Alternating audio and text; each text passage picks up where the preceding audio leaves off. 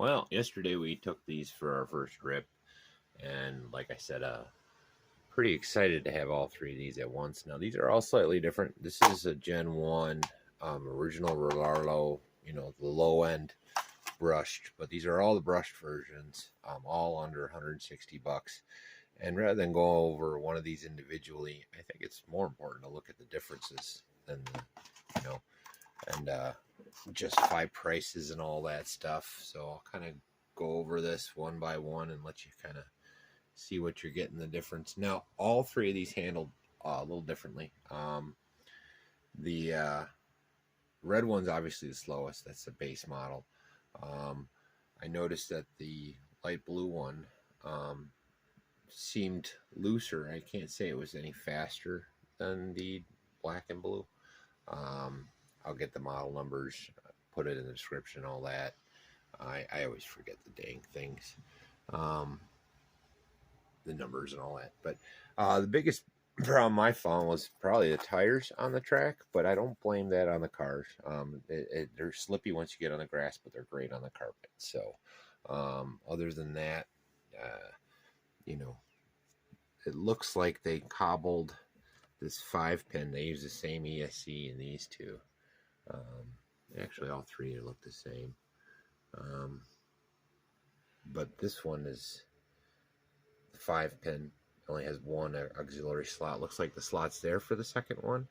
So it's probably the same ESC. They just expanded on it a little bit, changed it a little. It's nice that they label everything. So this is compatible with some extra lights and all that. It is a WL. It's got some scratches now. Swing arms held up good. I mean, we didn't bash it or nothing. I was just running it on the track. They're real fun. I ended up running 2 batteries in them, off camera, just playing with them. I don't think you'll notice much difference between the three when you're buying them. It's probably a color preference on the newer ones. I did notice, see that model number there? That's the same model number that's on this one. So it appears the light blue, if it comes in, uses the same parts. But then this one must be a new gen because it's version 4. And it also, you can see the top has this honeycomb shape. It's not on the original. The honeycomb's on both. The newer, the Amoril. I'm going to try these on 3S, and I'm going to speed run them. So that's my next plan, is I'll take all 3 of these out. I'm just going to kind of review them all together in each video. There's no sense in separating and extending out the videos just to make, baloney content, separating them 3. The original, the Gen 1 does have your standard WL shocks. And they did upgrade with the Gen 2. They are plusher. They're nice. I'm really pleased with them, actually. My daughter mentioned it too. She liked the shocks. That's the biggest problem with a lot of these, is they come with crap shocks. The WLs are fine. There's nothing wrong with them, but these are they seem a little bit better. Again, all of these, I have WLs, so the only reason I justified the cost is because I did get such a good deal on eBay. They're $100 cars. 150 seems a little steep to me for the brushed. The brushless, I think, you maybe get a little more. Now, let me see if you can see the can difference. They all have heat sinks. The heat sinks are in different places. Not that that's a big deal. I think that's a little silly, though. You're covering your holes. These holes are there for a reason. I'm not really cool with that, but I guess they're movable. Oh yeah, they are. So maybe that'll make a difference. Now, one thing we did notice on the red car, I didn't notice it on the Gen 2s or the Amorils, is it got real hot. We didn't even get a full battery through this for it. It was too hot to touch, so we stopped running it. I don't know. Yeah, I don't have much else to say on these at this point. They're all good runners. Time will tell. I'll keep running them for the next week, and then we'll have a recap on it. But I'm pretty impressed. These little knobbies are kind of neat. They help, it keeps them from backing off. gives it a little accent. But really, I think what they do is they kind of work like a lock washer, so you're not losing wheels, because otherwise, why would you add that expense just for a little accent? And they give you tons of them, all the options in these. There's a lot of stuff in there. They give you droop screws. Again, not sure why they don't put them in there. I didn't run the first run with any droops or anything in there. I might do that later, but that would be on a a separate video with hop ups or upgrades or whatever. So, but yeah, I really like it. I might turn one of these into like a street racer. Put the where's that bumper?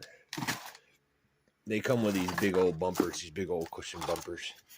But you could put like a body mount on that, in my opinion, and then make it like a street racer.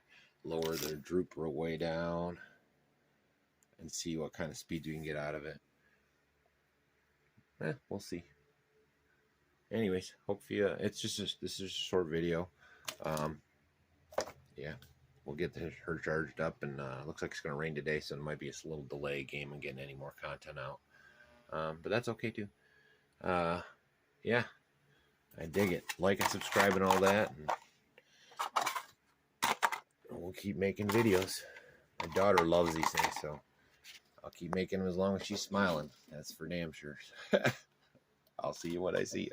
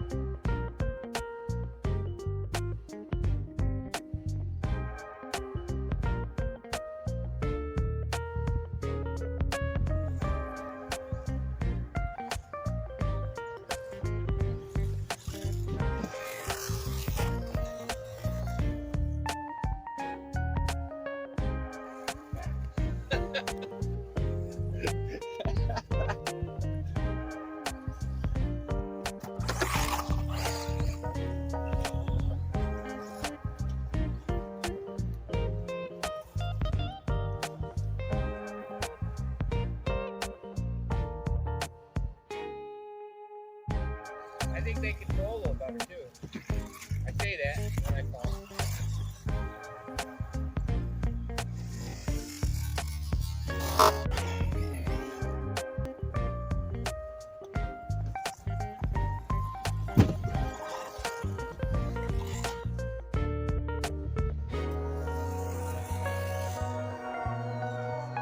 They're all very different. Surprised how different they are. You just have to be the same. Yeah.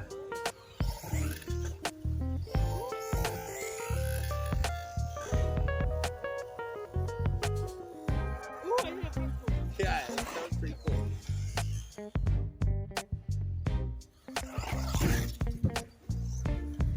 I mean, it's just handling, but that's probably gearing. And these two have the same suspension as the red ones, but the red ones are more like the WL.